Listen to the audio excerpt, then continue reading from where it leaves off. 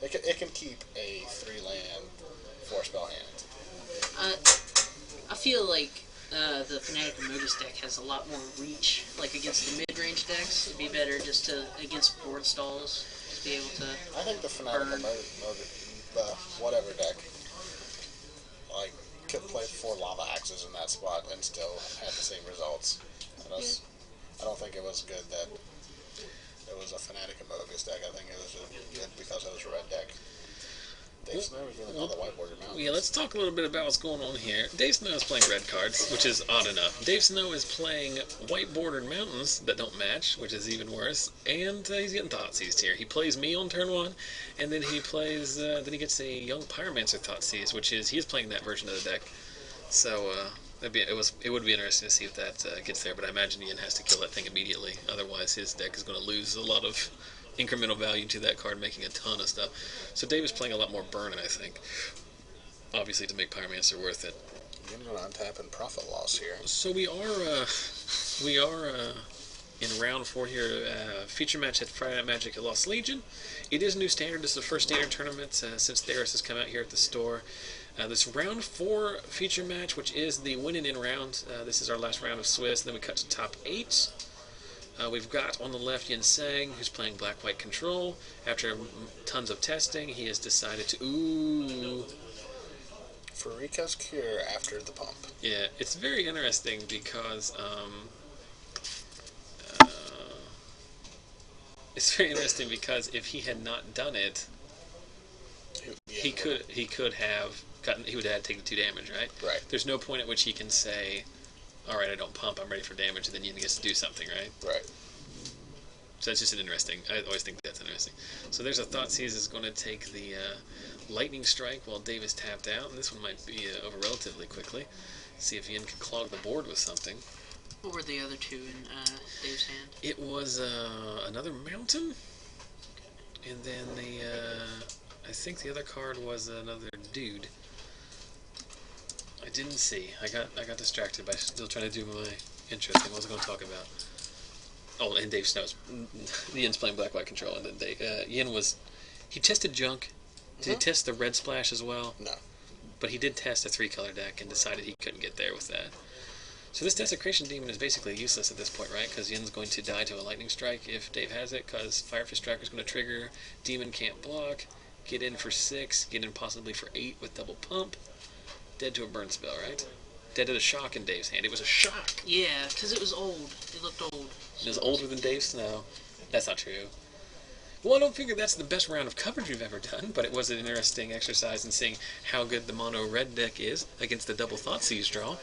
Now, you're saying, Garrett, we were talking earlier before the round. You're saying I know what you're going to get at. Yes. I do leave 3 Thoughtseizes in. I'm not saying. I'm not coming from a place of condescension.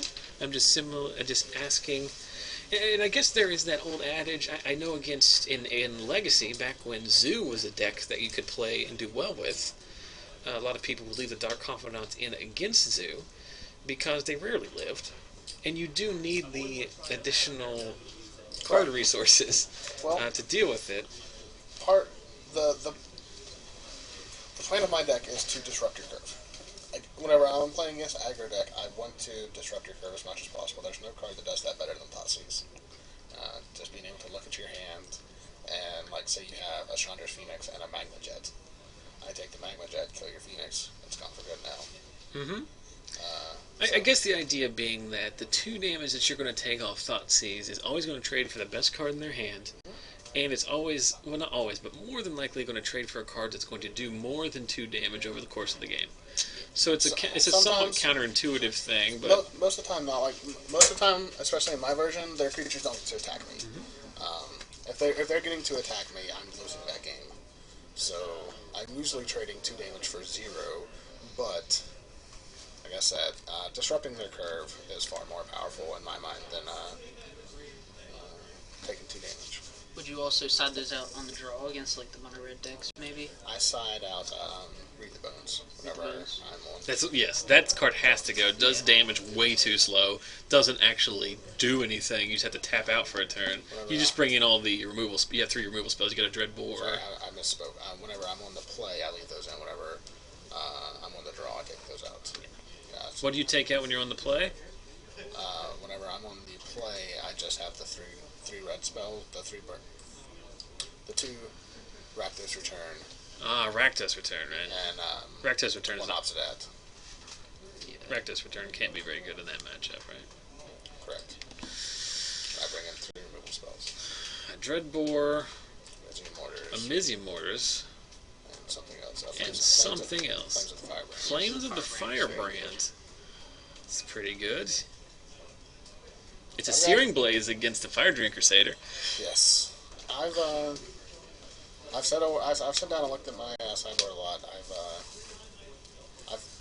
I basically, whenever I'm building a sideboard, I know what matchups I'm playing against, and I will say these 3 cards come in against. Like, I have my plan. I know what cards are coming out whenever I play against Joseph. I know what cards are coming out whenever I play against Chad. And it's not necessarily the players, it's the decks. Mm-hmm.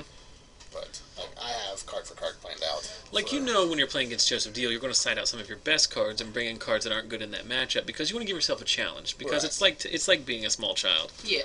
Right. Well, You gotta, like, whenever you're taking candy from a small child, you want to handicap yourself. Like, use only your legs. It becomes a challenge.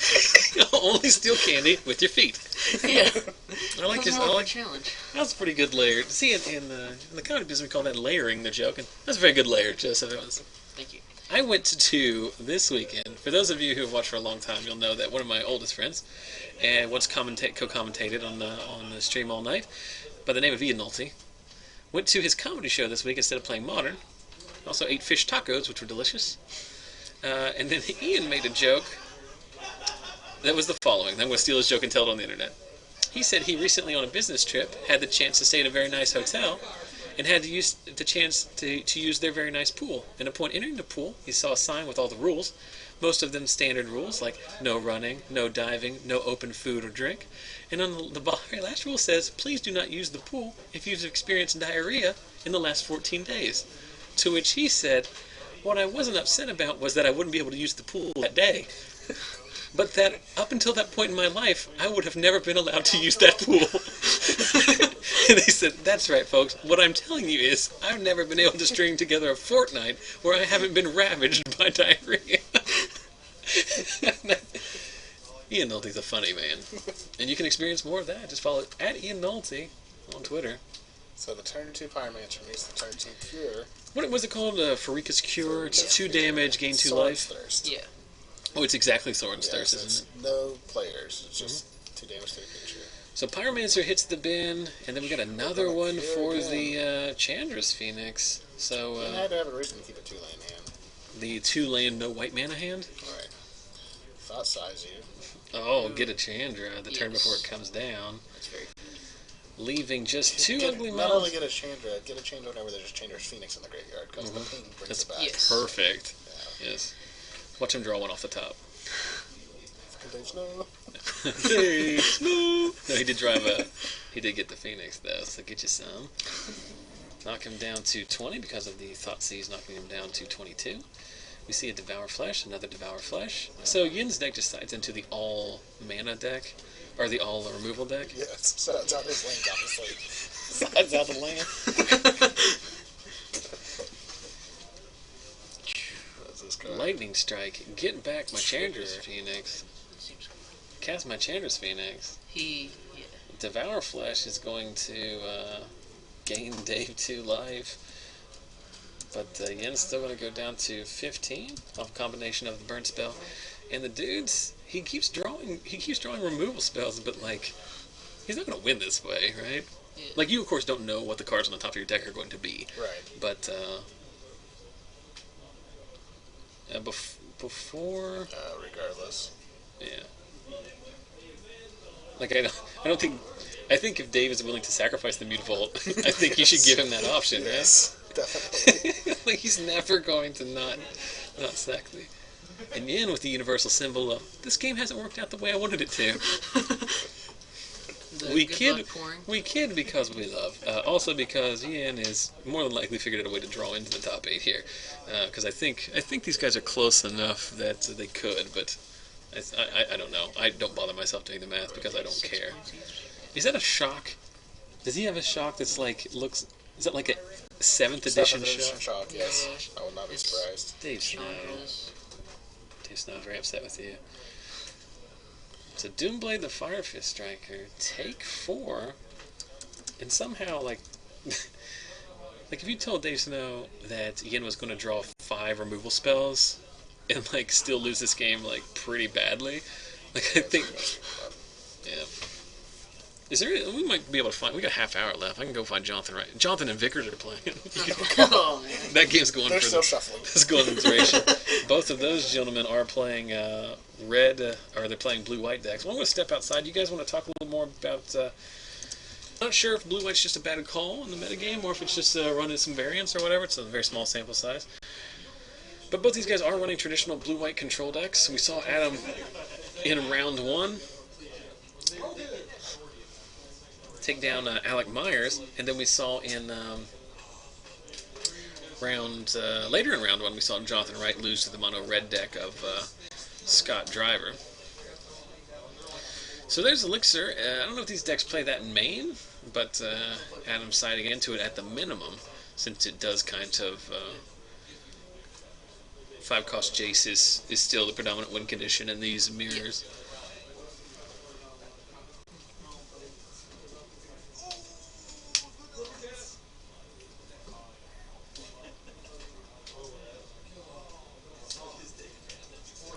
Question in the chat about did anyone play blue-green tonight? I don't think so. There's a lot of red cards. There's a couple blue-white decks that we're seeing.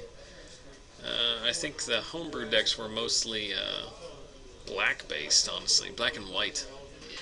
So we're seeing Adam using an encroaching waste at the end of Jonathan's turn to take out a Mutavault. And he draws another encroaching waste, which also seems pretty big in this mirror as well. It's very slow. It's a poor man's Tectonic Edge, but it still gets the job done. Or a really poor man's Wasteland. Every card is a poor. Well, Wasteland's a poor man's Trip Mine. The poorest of men we are. So we see Adam rocking the Cup Islands, which is clearly a mistake.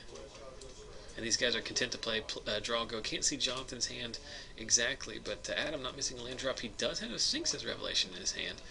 So it'll be interesting at some point to see if he fires off a Revelation with Counterspell backup here. So we are going to go for it here. Jonathan is going to negate, so Adam just content to tap Jonathan low. We're going to try and cast a Jace here. He has another Jace in his hand, so if he had found his 8th land, he could have cast one into a Counterspell and then resolved the second one. There's a negate. And no, Adam doesn't have a follow-up, so just going to allow Jonathan to cycle an Azorius Charm. And then Adam going to back up. Untap that land instead. Jonathan's going to allow it.